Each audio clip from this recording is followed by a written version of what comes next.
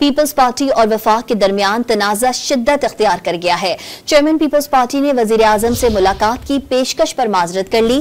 دریائے سندھ پر 6 کینال بنانے کے منصوبے پر بھی سخت تحفظات کا اظہار کر دیا۔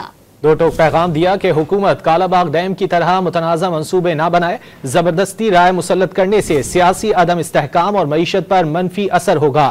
بلاول بھٹو نے وفاقی حکومت سے مذاکرات کے لیے کمیٹی بھی تشکیل دے دی۔ پاکستان پیپلز پارٹی اور نون لیگ میں اختلافات برقرار، حکومت کی اہم اتحادی کو منانے کی کوششیں نتیجہ خیز نہ ہو سکیں۔ چیئرمین پیپلز پارٹی نے وزیر اعظم سے ملاقات سے معذرت کر لی۔ ذرائع کے مطابق بلاول بھٹو کا موقف ہے کہ پیپلز پارٹی ووٹرز اور صوبائی حکومتوں کی نون لیگ سے شکایات ہیں۔ نون لیگ پنجاب اور خیبر پختونخوا میں پیپلز پارٹی کو نظر انداز کر رہی ہے اور پیپلز پارٹی کے گورنر سے مشاورت نہیں کر رہی ہے۔ طے تھا کہ خیبر پختونخوا اور پنجاب کے انتظامی معاملات میں حصے دار ہوں گے۔ بلاول بھٹو نے سندھ پر کینالز بنانے کے وفاق کے منصوبوں پر بھی شدید تحفظات کا اظہار کرتے ہوئے تنبیہ کی کہ سندھ اور بلوچستان کے اعتراضات نہیں سنے گئے تو پورے منصوبے کو متنازع بنائیں گے۔ مشورہ دیا کہ ایسے منصوبے نہ بنائیں جو کالا باغ ڈیم کی طرح متنازع ہوں۔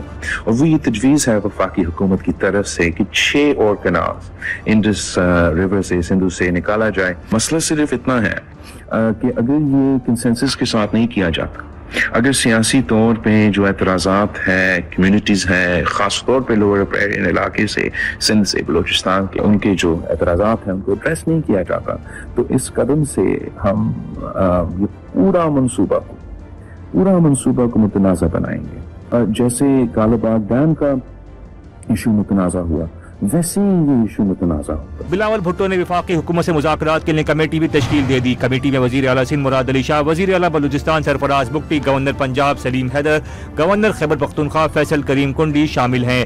راجہ پرویز اشرف، نوید قمر، شہری رحمان اور حیدر گیلانی بھی کمیٹی کا حصہ ہیں۔ کمیٹی وفاق سے مذاکرات میں پیش رفت کی رپورٹ پیپلز پارٹی کی سینٹرل ایگزیکٹو کمیٹی میں پیش کرے گی۔ بلاول بھٹو کے بیرون ملک ہونے کے باعث پیپلز پارٹی کی CEC کا اجلاس آئندہ ماہ طلب کر لیا گیا۔ اجلاس میں نون لیگ کی اتحادی حکومت کے رویے پر نظر ثانی ہوگی۔